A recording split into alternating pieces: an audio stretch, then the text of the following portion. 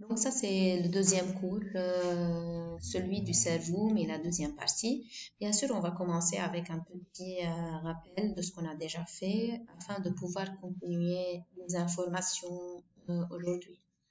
Donc, nous avons déjà dit que principalement les ventricules, c'est des sacs remplis du liquide céphalorachidien. Parce que le liquide céphalorachidien, il n'est pas libre, il se trouve dans des sacs qui se trouvent à l'intérieur du cerveau. Combien de ventricules on a? On a principalement 4 ventricules, 2 qui sont latéraux et 2 qui sont centraux. Ce qui est latéral, c'est les ventricules latéraux que je vais appeler V1 et V2. Et chaque ventricule latéral, il se trouve au niveau d'un hémisphère. Donc, logiquement, on a un ventricule latéral dans l'hémisphère droit, un ventricule latéral dans l'hémisphère gauche. Et on a les deux qui sont centraux, qui sont le troisième ventricule et le quatrième ventricule. Le troisième ventricule, il est au niveau diencéphalique, alors que le quatrième ventricule, il est au niveau du tronc. Nous avons dit que les ventricules sont connectés les uns aux autres, mais d'une façon que les ventricules latéraux, ils sont uniquement reliés au troisième ventricule. Et le troisième ventricule, il est relié au quatrième ventricule. Et par conséquent, les ventricules latéraux ne sont pas reliés entre eux. Et c'est normal puisque chacun se trouve dans un hémisphère. Les ventricules latéraux, chaque ventricule latéral, il est relié au troisième ventricule par un canal que je vais appeler le trou de Monro. Donc, combien de trous de Monro je vais avoir? Deux. Un pour le ventricule latéral droit et un pour le ventricule latéral gauche. Le troisième ventricule, lui, le plus important, c'est sa localisation. Il est diencéphalique, il est central, donc il n'est pas latéral. Et il présente un orifice ouvert, il est un peu troué. Et je vous ai donné donc un exemple d'un ballon qu'on va donner à un enfant pour qu'il nage. Le ballon, donc, il est troué, mais au lieu de le gonfler par de l'air, il y aura à l'intérieur un liquide qui est le liquide céphalorachidien.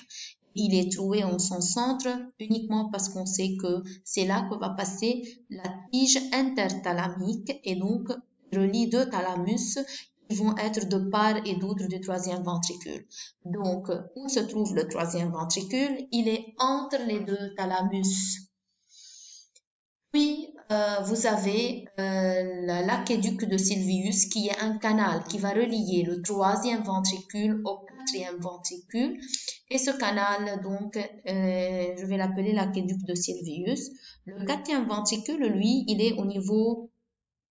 est principalement au niveau du tronc.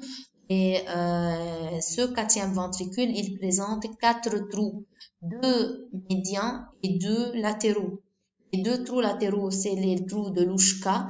Les 2 médians, c'est les trous de Magendie. Ces trous, ils vont ouvrir et permettre la sortie du liquide céphalorachidien de ces sacs qui sont fermés, de ces ventricules qui sont fermés, afin de permettre au liquide céphalorachidien de circuler au niveau de l'espace que je vais appeler l'espace sous-arachnoïdien. Où se trouve cet espace, l'espace sous-arachnoïdien? Il se trouve entre l'arachnoïde et la pimère. Donc, il y a un espace qui se trouve entre les deux méninges qui sont l'arachnoïde et la pimère. Nous avons déjà dit que il y a 3 couches membraneuses qui vont protéger l'encéphale. Ils sont de dehors en dedans, la duromère qui est la plus dure, et puis vous avez l'arachnoïde, et puis vous avez la pimère qui est très collée à l'encéphale. En fait, il y a un espace qui se trouve entre la pimère et l'arachnoïde que je vais appeler un espace sous-arachnoïdien, et c'est là que va circuler le liquide céphalorachidien. Donc, ces ouvertures qui se trouvent au niveau du quatrième ventricule, ils vont permettre au liquide céphalorachidien de sortir et de passer dans l'espace sous-arachnoïdien afin de pouvoir donc circuler et protéger tout l'encéphale. Pourquoi le liquide va protéger? Parce que tout simplement, la présence de ce liquide va amortir les traumas. Donc, à chaque fois que je vais bouger ma tête, à droite ou à gauche, devant, derrière, je ne vais pas donc faire des micro-traumatismes et léser le cerveau parce qu'il y a ce liquide qui va me permettre donc d'amortir les traumas. Bien sûr, le liquide céphalo-rachidien, il va dans l'espace sous-arachnoïdien au niveau donc de l'encéphale, mais aussi il va descendre au niveau de la moelle et par conséquent, il va la protéger elle aussi.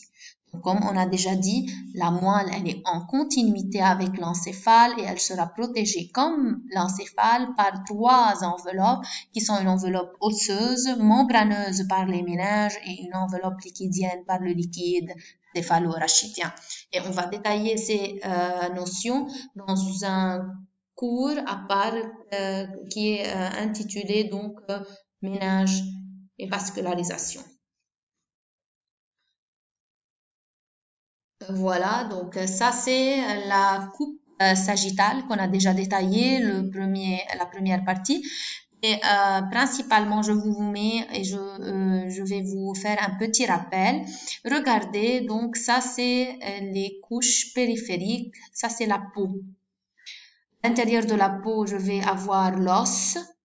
Puis au-dessous de l'os, on a les méninges. Et ici, on ne peut voir que la duromère et l'arachnoïde. Et donc, cet espace noir ici, c'est l'espace sous-arachnoïdien et c'est là que va venir circuler le liquide céphalo-rachidien. Et regardez cette couche de membraneuse, elle vient et elle va entrer au-dessus du cervelet. Cette membrane qui est un prolongement de la duromère, uniquement de la duromère, je vais l'appeler la tente du cervelet. Donc la tente, T-E-N-T-E, c'est donc une tente qui va protéger le cervelet et elle va séparer le cervelet du reste de l'encéphale. Donc la tente du cervelet, c'est une membrane qui va être produite ou s'étendre de la duromère et elle va venir au-dessus du cervelet afin de séparer le cervelet du reste du cerveau. Et on va donc commencer à donc un peu mettre les points donc sur les i.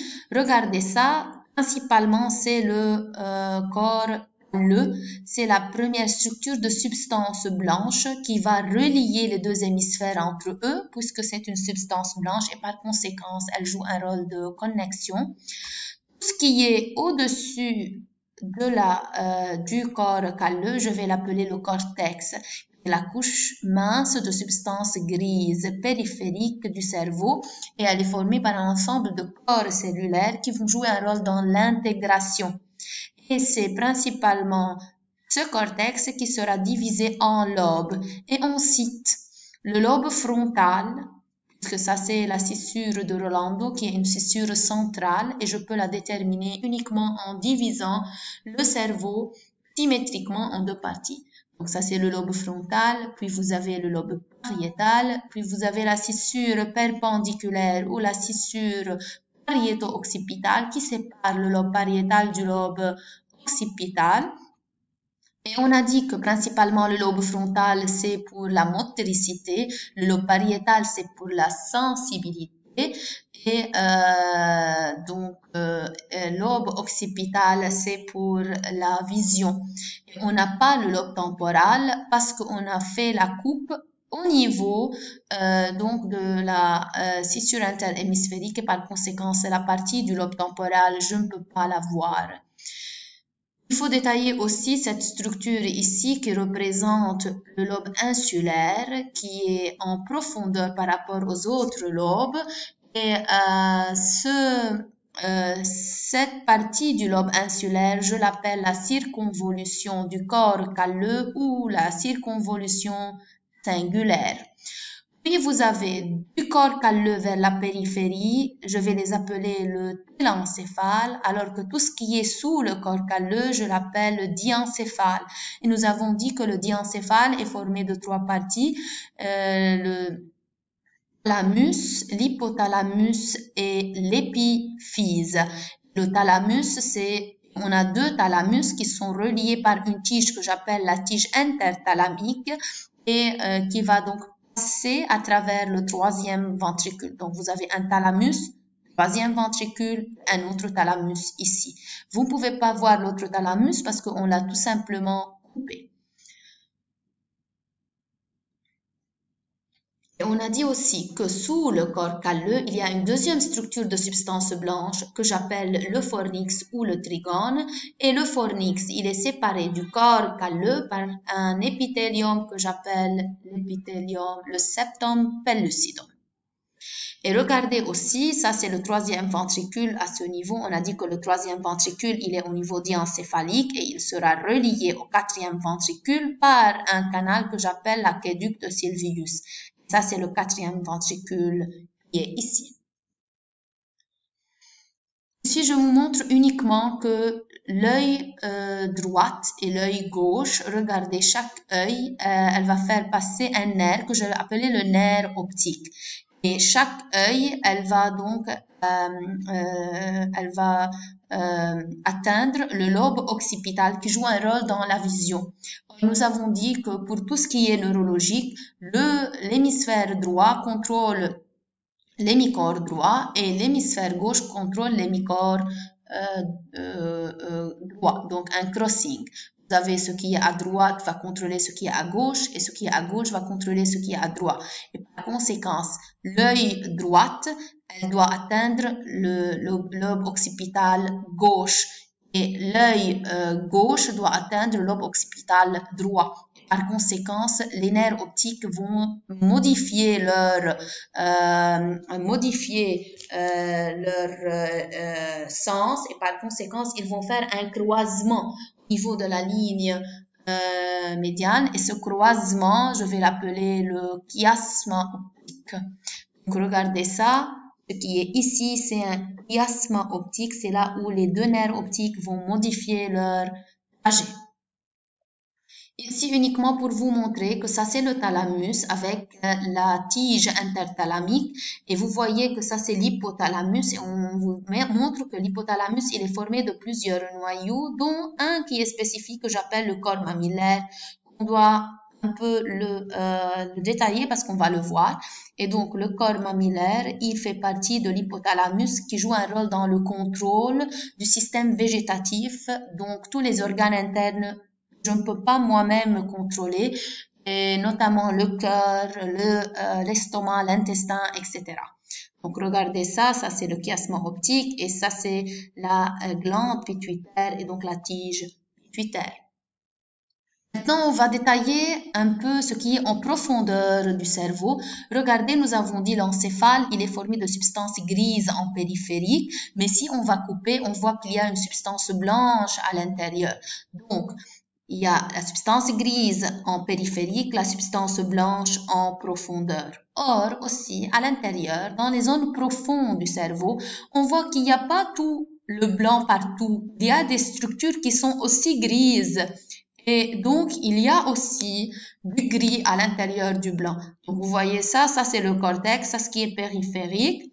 Et c'est ce qui est formé de substances grises. Ça, c'est la substance blanche qui est en profondeur, mais on voit aussi que à l'intérieur de cette substance blanche, il y a les substances grises qu'on doit détailler. Comment on va faire? Donc, qu'est-ce qu'on recherche? Dans la structure profonde du cerveau, on cherche les noyaux profonds. C'est quoi les noyaux profonds? C'est le noyau caudé, c'est le noyau lenticulaire qui est formé par deux noyaux, putamen et pallidum, noyau sous-thalamique et la substance noire. Mais comme vous voyez, la substance noire, elle fait partie du mésencéphale qui est la première partie du tronc qu'on va détailler un peu plus tard. Mais c'est principalement ces structures-ci que je recherche.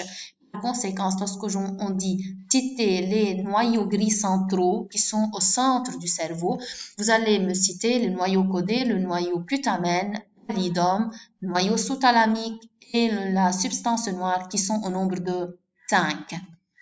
Et qu'est-ce qu'on cherche aussi? On cherche la substance blanche qui est en profondeur, C'est quoi les substances blanches? C'est la capsule interne, c'est la capsule externe et c'est la capsule extrême qui sont de substances blanches qui sont en profondeur du cerveau et qu'on va détailler un peu plus loin. Donc, pour pouvoir voir ces structures en profondeur, nous devons donc couper le cerveau. Mais quel type de coupe? Une coupe que j'appelle coupe frontale de Charcot. Comment je vais faire pour obtenir cette coupe? Eh ben, ça c'est l'encéphale. Et regardez, au niveau de cet encéphale, on a une scissure interhémisphérique qui sépare l'hémisphère droit de l'hémisphère gauche. Ça c'est la partie antérieure parce qu'on nous a dit. Et ça c'est la partie postérieure.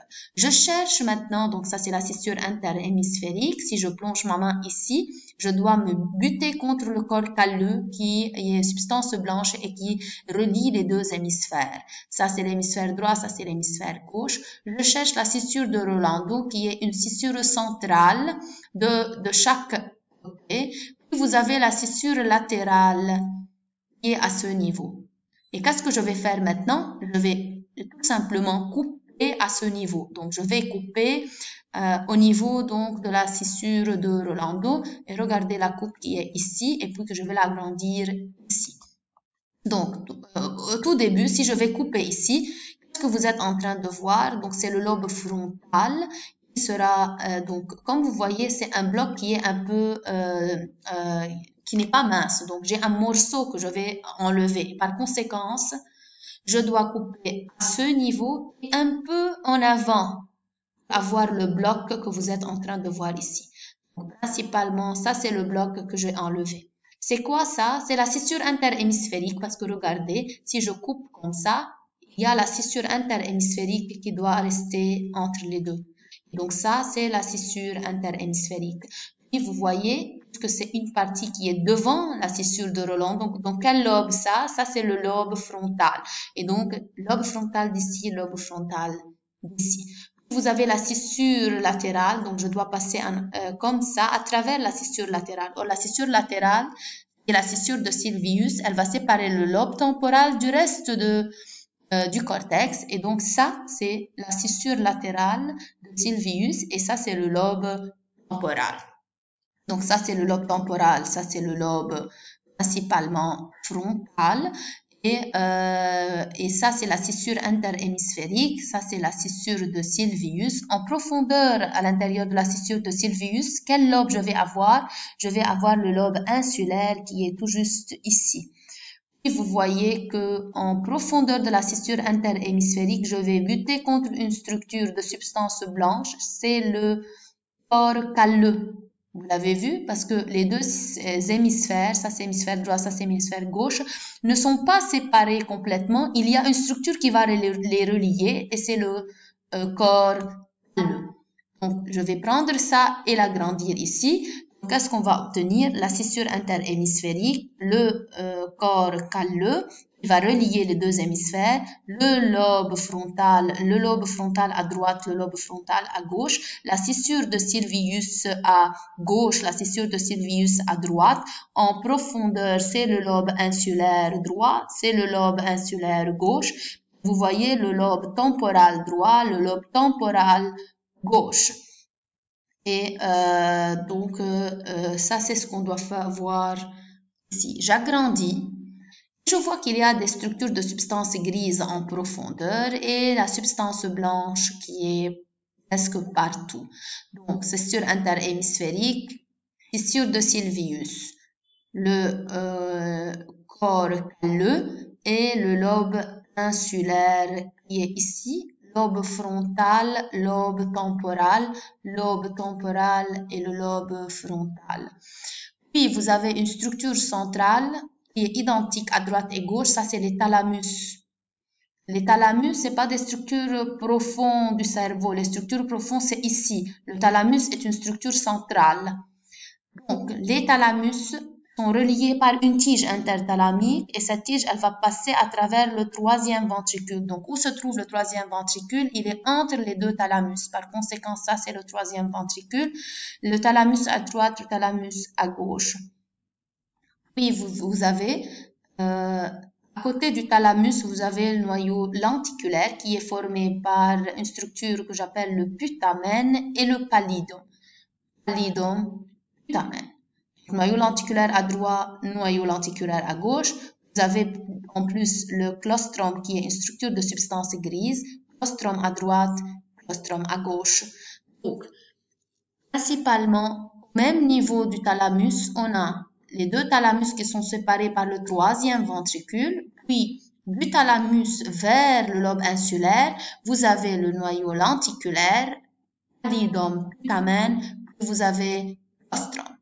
Mais regardez un peu, au-dessus du thalamus, vous avez un noyau que je vais appeler le noyau caudé. Le noyau caudé, il a deux parties, la tête et la queue.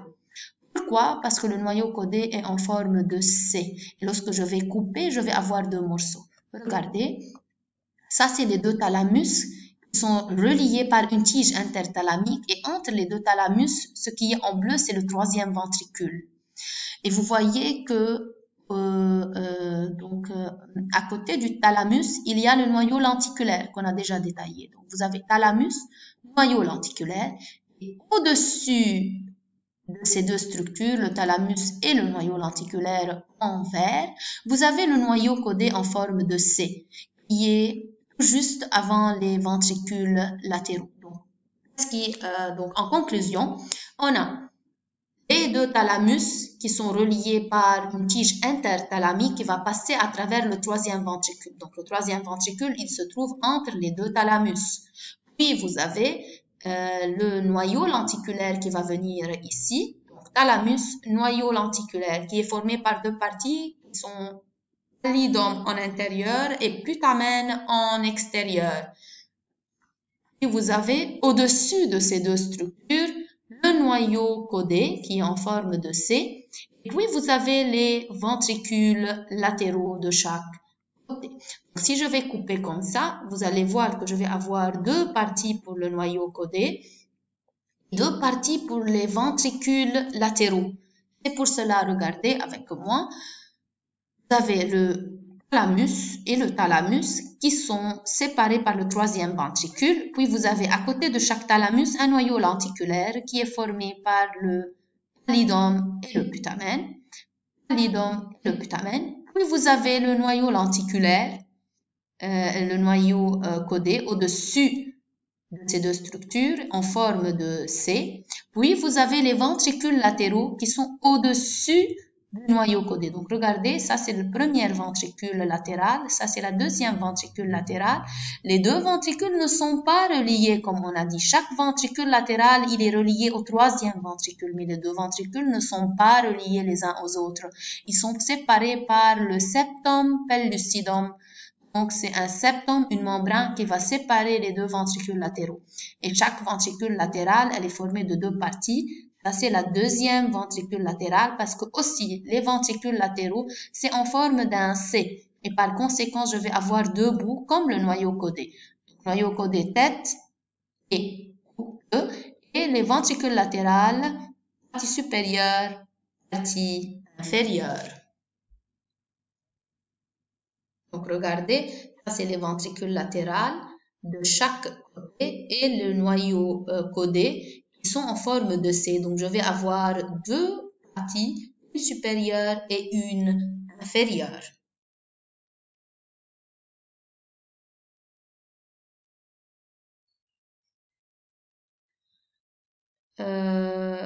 Donc ça c'est la même coupe qui est la coupe frontale de Charcot, mais on a ajouté un peu quelques notions supplémentaires que je vais revoir avec vous.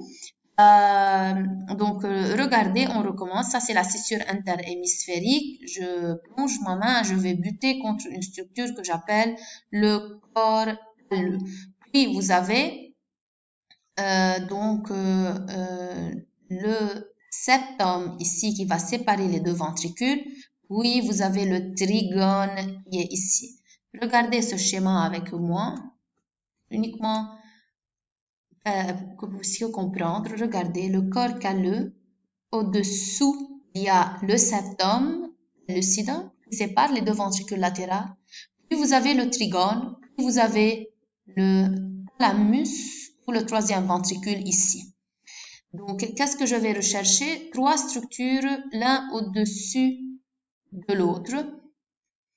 Regardez, donc j'ai le noyau, j'ai le corps calleux, j'ai le septum, j'ai le trigone. Vous le voyez? Et on a le troisième ventricule qui sépare les deux thalamus.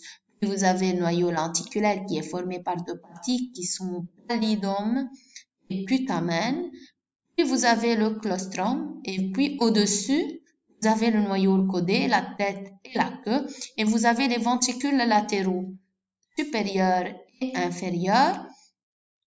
Et puis, vous avez le lobe frontal, le lobe temporal, la scissure de Sylvius, le lobe insulaire qui est tout juste ici.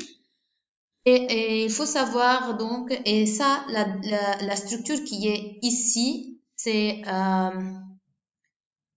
donc principalement, il y a donc sous le thalamus, quelle structure j'ai? J'ai l'hypothalamus. Et dans l'hypothalamus, qu'est-ce que je recherche? Je recherche le corps mammillaire. Donc, on revoit ensemble. Regardez. Ça c'est le thalamus. Sous le thalamus, vous avez l'hypothalamus et il y a un noyau ici que j'appelle le corps mammillaire. Parce que nous avons dit que l'hypothalamus qui est sous le thalamus, regardez, il est formé de plusieurs noyaux. Et un de ces noyaux, je vais les appeler le corps mammillaire. Donc, je recherche la même chose. Regardez. Voilà le corps mammillaire et ça, c'est l'hypothalamus qui est tout juste au-dessous du thalamus. Et on va détailler 2 structures qui sont principalement au niveau du lobe temporal.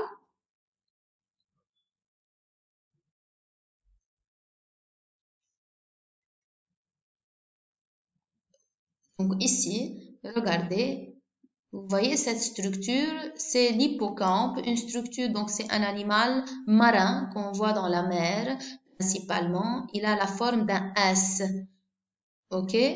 Donc cette forme de S, on va la retrouver ici, regardez. Cette structure qui a la forme d'un hippocampe en S, je vais l'appeler l'hippocampe.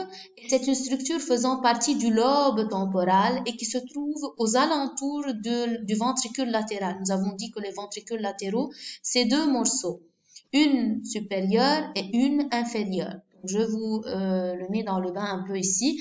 Regardez, ça c'est le thalamus et ça c'est le thalamus séparé par le 3e ventricule. Vous avez le noyau lenticulaire, le claustrum et le lobe insulaire et la scissure de Sylvius. Puis vous avez au-dessus du thalamus le noyau codé qui a la tête et la queue, regardez. Et puis on a les ventricules latéraux, la tête et la queue. Donc la structure, et ça c'est quoi? Ça c'est le lobe temporal et ça c'est quoi? Le lobe frontal. Et par conséquent, la partie du lobe temporal qui est tout juste aux alentours du ventricule latéral, je vais l'appeler hippocampe. Pourquoi c'est important de le savoir? Eh bien, parce que l'hippocampe est une structure faisant partie du lobe temporal. C'est donc une substance grise et qui va jouer un rôle dans la mémoire. Donc, l'hippocampe est une structure qui va donc jouer un rôle important dans la mémoire.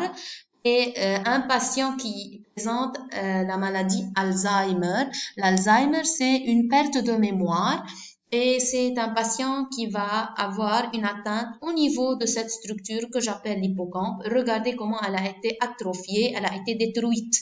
Et les ventricules latéraux qui sont une partie, vous avez vu, j'ai dit que principalement il y a une partie du ventricule latéral et une deuxième. Alors, regardez ce ventricule latéral ici, comment il a été élargi et rempli de liquide céphalorachidien parce que l'hippocampe a été détruit. Il a été atrophié. Donc, un patient en Alzheimer, c'est cette partie qui est l'hippocampe qui sera détruite et c'est pour cela qu'il va avoir un problème de mémoire. L'hippocampe, il est généralement relié à une structure que j'appelle l'amygdale, qui fait partie aussi du lobe temporal et qui va jouer un rôle dans tout ce qui est émotion et surtout les émotions négatives, donc la peur, l'anxiété, l'agressivité.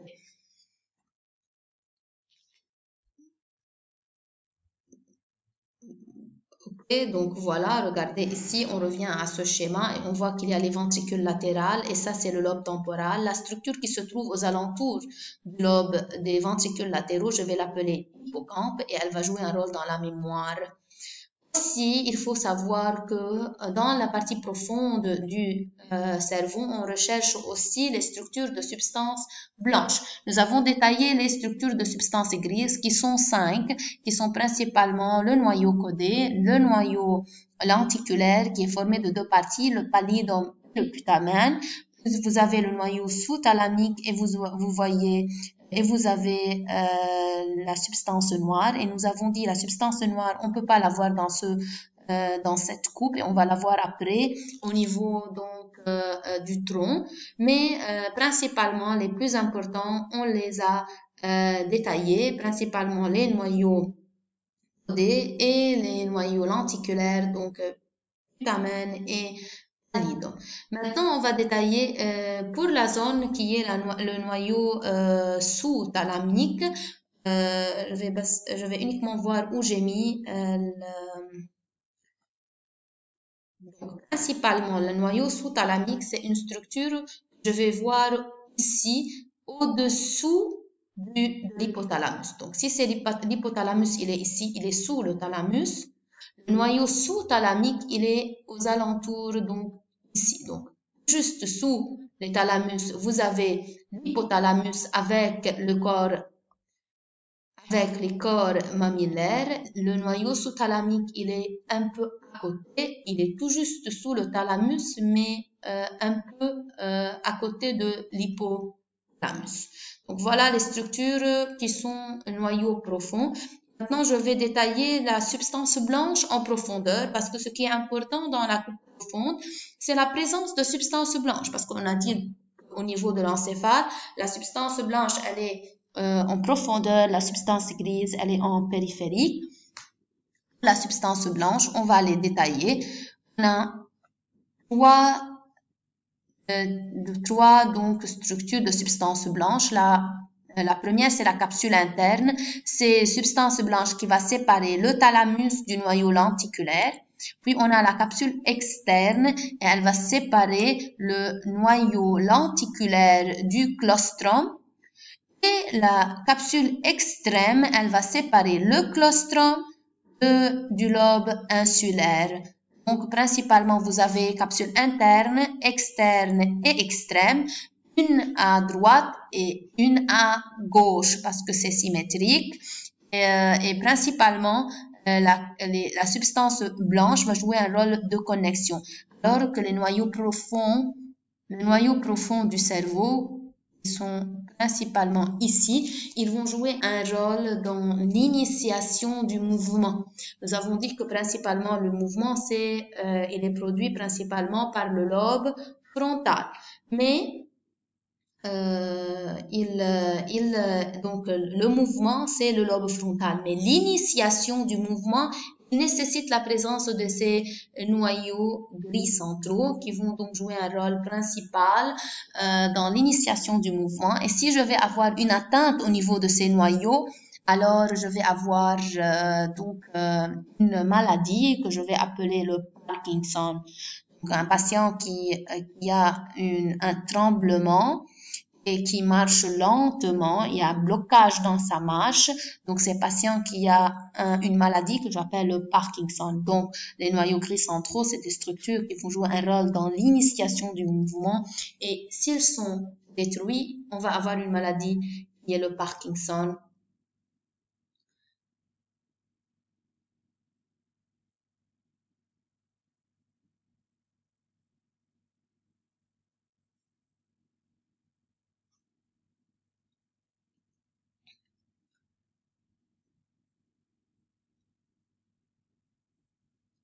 La dernière partie de ce cours, eh bien, c'est la définition d'un système que j'appelle un système limbique. Le système limbique, c'est un système qui va regrouper plusieurs structures, tout ce que vous êtes en train de voir en jaune. Donc, vous avez le gyrus singulaire qui fait partie du lobe insulaire. Vous avez le fornix ou trigone, qui est une substance blanche qui est tout juste au-dessus du corps calleux. Vous avez les corps mammillaires de l'hypothalamus, les amygdales avec l'hippocampe, donc amygdale, hippocampe, et principalement donc le thalamus. Donc ces structures ensemble vont former un système que j'appelle le système limbique. Plus ou moins l'introduction du corps calleux, donc plus ou moins, mais c'est principalement ces structures donc qu'on a maintenant détaillées. Toutes ces structures, ce que vous avez en jaune, représentent donc les structures qui forment le système limbique. Pourquoi ce système limbique? Eh bien, le système limbique intervient dans les processus mnésiques, donc dans la mémoire, à connotation émotionnelle, au souvenir, à signification affective. Donc, par exemple, si pendant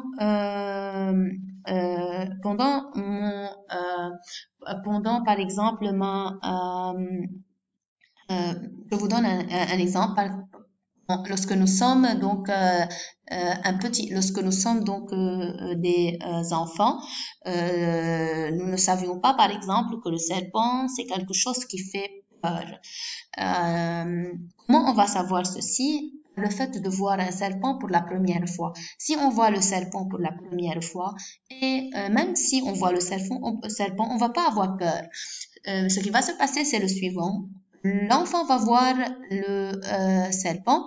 C'est les parents de cet enfant qui vont commencer à crier parce qu'il y a un serpent. Pour lui, maintenant, le serpent, c'est quelque chose qui fait peur parce que ses parents ont crié. Et par conséquent, il va se rappeler de ceci et lorsqu'il va revoir une deuxième fois un serpent, alors il va avoir peur et il va crier lui-même. Ce système, c'est un système qui a pris en corrélation la mémoire, donc il va se souvenir du serpent, mais aussi ces souvenirs, c'est des souvenirs affectifs, émotionnels, ça a un rapport avec la peur. Par conséquent, cet exemple va induire le système limbique afin qu'il soit stimulé. De même, par exemple, si il a vu un serpent lorsqu'il était enfant, mais il n'y avait pas ses parents à côté de lui et le serpent l'a piqué, par exemple, alors le fait d'être piqué et d'avoir peur va induire le système limbique afin que l'enfant, en grandissant, va se souvenir de cet épisode. Et une deuxième fois, s'il va voir un serpent, il va avoir peur et il va courir. Donc, le système limbique, c'est un système qui va venir jouer sur tout ce qui est souvenir émotionnel. C'est surtout le souvenir donc négatif, donc émotionnel négatif parce qu'il fait intervenir les amygdales et nous avons dit que l'amygdale c'est tout ce qui est une affection négative. Mais le système limbique aussi peut jouer sur tout ce qui est émotionnel et joli parce qu'on se rappelle par exemple on peut se rappeler, par exemple, le parfum de notre grand-mère qu'on adore parce que c'est quelque chose d'affectif et c'est touchant, ça nous a touchés et par conséquent, on peut se rappeler du parfum de notre grand-mère même après sa mort. Et lorsqu'on va passer dans un magasin à parfumerie, alors on va sentir le parfum de notre grand-mère et on va dire oh je me rappelle de ma grand-mère et ça m'a fait donc pleurer probablement. Donc ça c'est aussi le système limbique qui va entrer en jeu. Donc bref, le système limbique donc c'est un ensemble de structures qui vont être connectées ensemble afin d'intervenir dans tout ce qui est souvenir, mais aussi un souvenir qui est affectif.